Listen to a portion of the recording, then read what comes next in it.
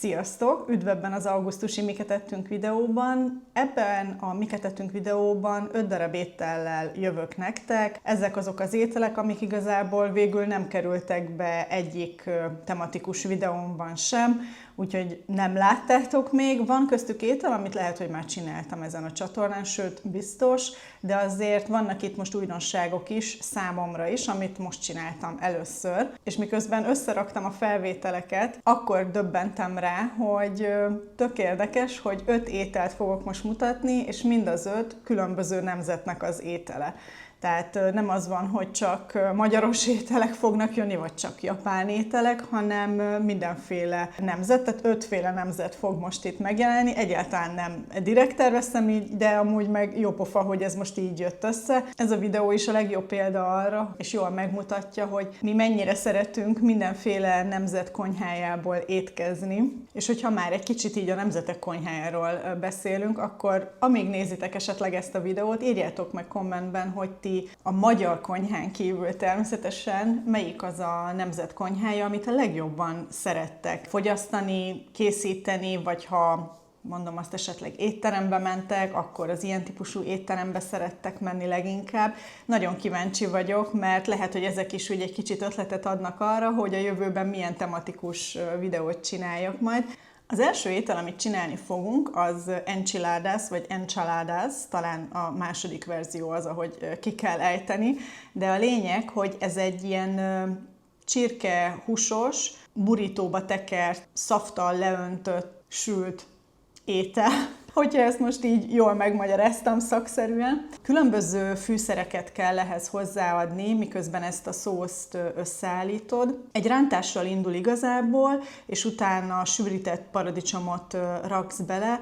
A lényeg, hogy fokozatosan kell hozzáadni a vizet, hogy egy ilyen se nem túl sűrű, se nem túl híg lét kapjunk, öntetet, mert majd ennek egy részét kell felhasználni arra, hogy a főtt csirkét megforgass benne. Amit nem vettem fel nektek, az az, hogy egy ilyen, 600 g csirkemell volt, azt hiszem, amit megfőztem sós vízben, és utána ilyen apró cafatokra téptem, és a szósznak kb. A felét használtam fel arra, hogy megforgassam benne a csirkét, és utána azt csinálom, hogy minden egyes tortilla lapot megkenek ezzel a szósszal még pluszban, ráhelyezem a csirkét, rakok rá sajtot, természetesen mindenki annyi sajtot tesz bele, amennyit nem sajnál, vagy nem szégyel, és miután mindent megtöltöttem, utána jön az, hogy leöntöm ismételten a maradék szósszal, szinte mindet el is használtam, egy nagyon kevés maradt, azt meg felhasználtuk később pirítósra, de a lényeg, hogy nekem most ez a Lidl-ös tortillalap volt, és ebből 5 darabot töltöttem meg, 2-szer tudtunk belőle jó ízűen enni. Miután ráment ez a piros szaft, került rá tejföl, illetve sajt. Most hirtelen nem tudom fejből, hogy mennyi ideig sütöttem, de mindegyik recept, amit esetleg újonnan csináltam most itt a csatornán, megtaláljátok a leírásban is, hogyha valaki meg szeretné csinálni. És akkor amit csináltam még mellé, az egy ilyen kis egyszerű saláta. Egy salátakeveréket vettem, illetve babot. A babot jól lemostam, leszűrtem, és sóval, meg olívaolajjal ízesítettem csak, tehát nem vittem túlzásba, hisz az enchiladasnak azért elég erős, vagy elég intenzív íze van, tehát nem akartam úgy elnyomni, és akkor gondoltam, hogy legyen emellé, az étel mellé valami sali is, ezt így összeállítottam, mert tényleg nagyon finom volt, úgyhogy nagyon jó ízűen ettük másnap is. Még soha nem csináltam, mondom, és nem is tudom, hogy miért vártam eddig, hisz nem túl bonyolult. Most itt a szószt kell ugye összeállítani, hogy az meglegyen, ahhoz én azt gondolom, hogy viszonylag tényleg alapfűszerek szükségesek, tehát semmi extra, és tényleg egy kiadós ebéd lett belőle.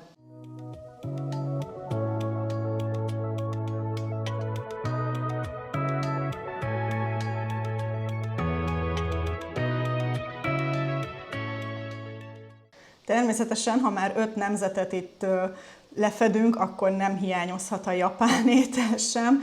Ez egy nagyon egyszerű kis japán étel, ezt már csináltam párszor a csatornán, ebből a currypasztából csináltam egy ilyen kicsit hígabb curry alap lét, amihez udontésztát főztem ki, és amint láthatjátok, rántott húst csináltam. Annyiban különbözik ez a rántott hús, hogy a pác, ami van rajta, az egy ilyen szójaszószos, gyömbéres, fokhagymás pác, és akkor utána, mint egy rendes rántott húst is kipaníroztam. Ezt a fajta currypasztát amúgy már szerintem Tesco-ban is lehet vásárolni, de természetesen minden Ázsia boltban jelen van, talán még a Kifliről is lehet rendelni, és ezek olyan, mint egy leves kocka, belerakod az adott mennyiséget. Én most itt ugye hagymát ledincteltem hozzá, de lehet belerakni répát, meg krumplit is, mert a csomagolás is mutatja, hogy az is nagyon jól passzol hozzá. És most azért is hagytam egy kicsit hígabbra, hogy egy picit ilyen leveses is legyen, meg nem is.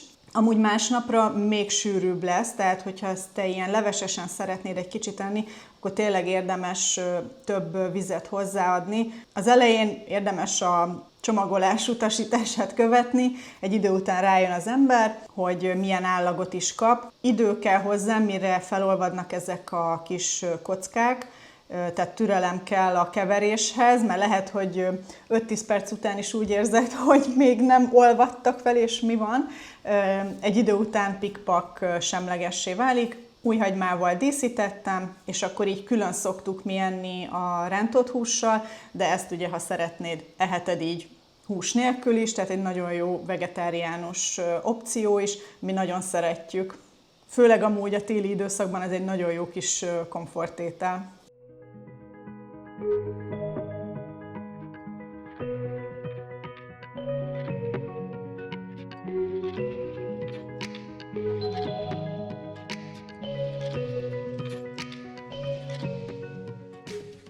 Ha már 5 féle nemzetről van szó, akkor szerintem a magyaros kaja nem maradhat ki. Egy burgonyalevest csináltam, mert volt még pár szem krumpli, ami hát már lehet, hogy 2 hete meg volt kb., illetve hoztunk nyaralásból kolbászt, és akkor gondoltam, erre tökéletes lesz felhasználni, mert most így paprikás krumplira nem vágytam, de valami kis levesre meg igen, volt itthon egy megkezdett tejföl is, tehát igazából adta magát ez az egész, hogy ezt készítsem el, és tényleg nagyon finom lett, már régen csináltam burgonyalevest, és én jobban szeretem talán, mint a paprikás krumplit, és most mondhatjátok, hogy de Kata, a paprikás krumpli az egy teljesen másik étel. Számomra azért ugyanaz, mert ugyanúgy krumpli meg kolbász van benne, de remélem értitek, hogy mire gondolok itt, hogy hasonló. Jó nagy adag sikerült, úgyhogy bőven 2-szer tudtunk enni belőle, és már nagyon sokszor beszéltem erről, hogy ha én levest csinálok, akkor nálunk az a fő étel, tehát nincs utána még egy második. Nagy ritkán van valami kis nasiszerű édesség hozzá, de most egyáltalán nem kívántuk, mert nagyon jó kiadós leves volt. Úgyhogy másnap amúgy, mint minden magyaros étel, azt gondolom, másnap még finomabb, mert még jobban összeállnak az ízek, úgyhogy nagyon ízletes volt, tényleg finom ez a kolbász is nagyon, amit mindig anyuéknál szoktunk venni, úgyhogy tényleg nagyon jó ízt adott neki.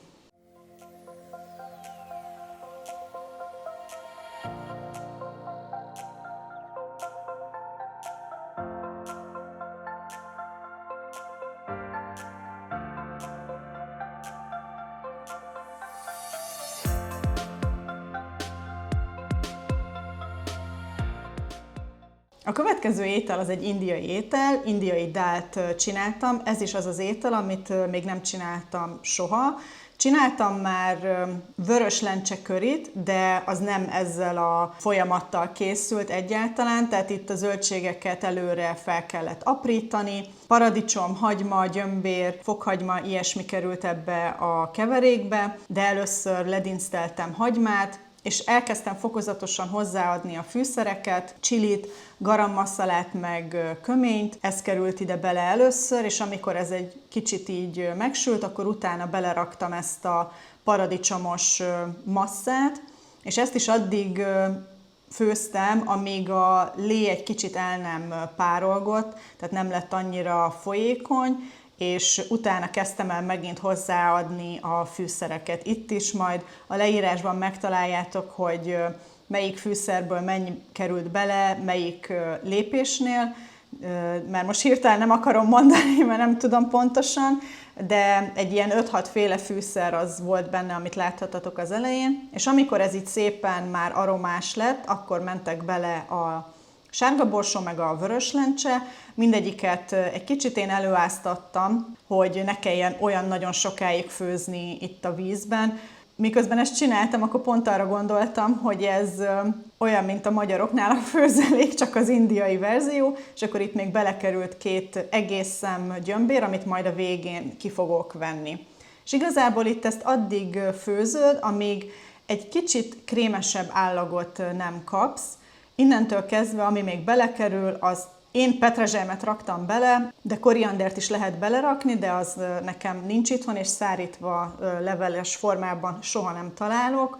És amit főztem ki pluszba hozzá, az baszmati rizs, de ezt lehet enni így önmagában, akár nánkenyérrel, tehát ahogy az indiaiak szokták, most annak nem akartam nekiállni. Így is ezt is bőven 2 napig ettük, majd a mennyiségeket leírom a lencséhez is, meg a sárga borsóhoz is, hogy lássátok, hogy akkor ebből mekkora adag lett. Ja, és ez a chiliolaj, ebbe beleszerettem, már majdnem mindenre rárakom, nagyon jó. Ezt még láthattátok, amikor a Kiflinél vásároltam, de ázsiai boltokban is megtaláljátok.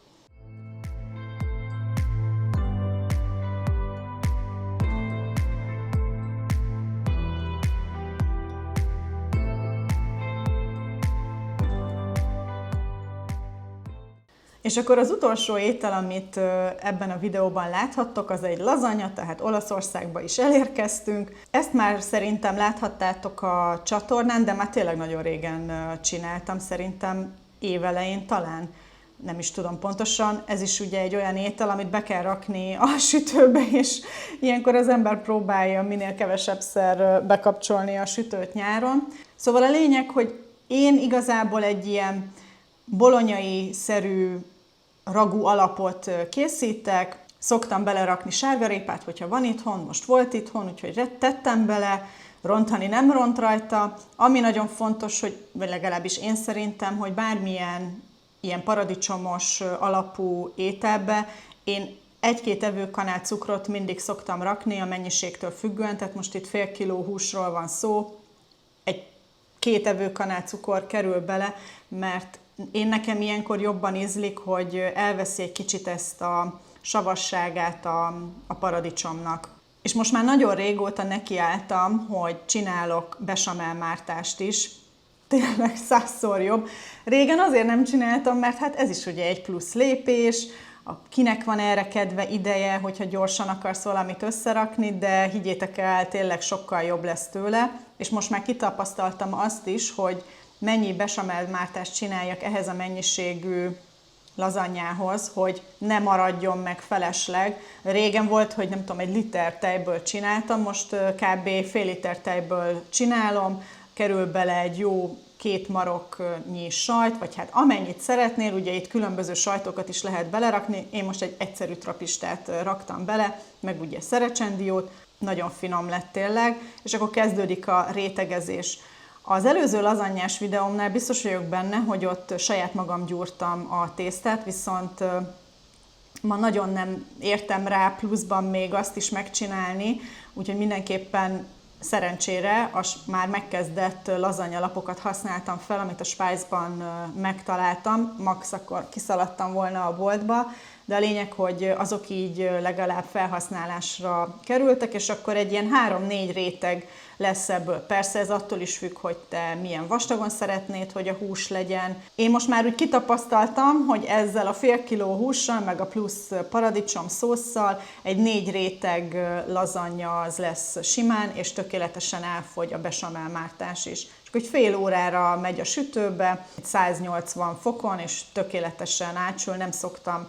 Néha van, hogy előfőzöm a tésztát, hogyha esetleg olyan tésztám van, amit nem annyira ismerek, de ezt most nem főztem elő, tökéletes al dente tészta lett belőle, és már itt akkora vágásokat csinálok, amekkorák ezek a tésztalapok, így egy kicsit könnyebb elvágni. Én amúgy is kisebb darabokat eszek, és a nagyobbat meg természetesen az Ákos. Ebből 5 adag lett, tehát én egy kicsi adagot megettem vacsira, és akkor másnap ebédre is ezt tettük. Nekem ezzel nincsen semmi bajom, hogy ezt esetleg 3-szor kellett tegyem, mert nagyon finom lett, nagyon szeretjük, úgyhogy remélem, hogy nektek is kedvet hozott.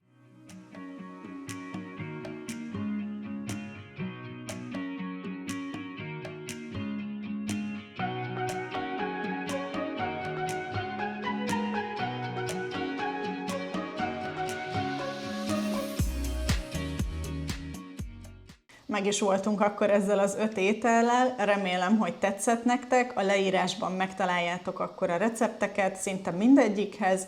Ha nem szeretnétek lemaradni videókról, mindenképpen iratkozzatok fel a csatornára, és azok, akik esetleg mobilon néznek engem, van egy új funkció a YouTube-on, hogy hype-olni tudjátok a videót. Ha mobilon belájkoljátok, meg fog jelenni egy hype gomb, és ezzel tudjátok támogatni azt, hogy minél több emberhez eljusson ez a videó. Nagyon szépen köszönöm előre is, hogyha ezt megcsináljátok. Addig is találkozunk a következőben. Sziasztok!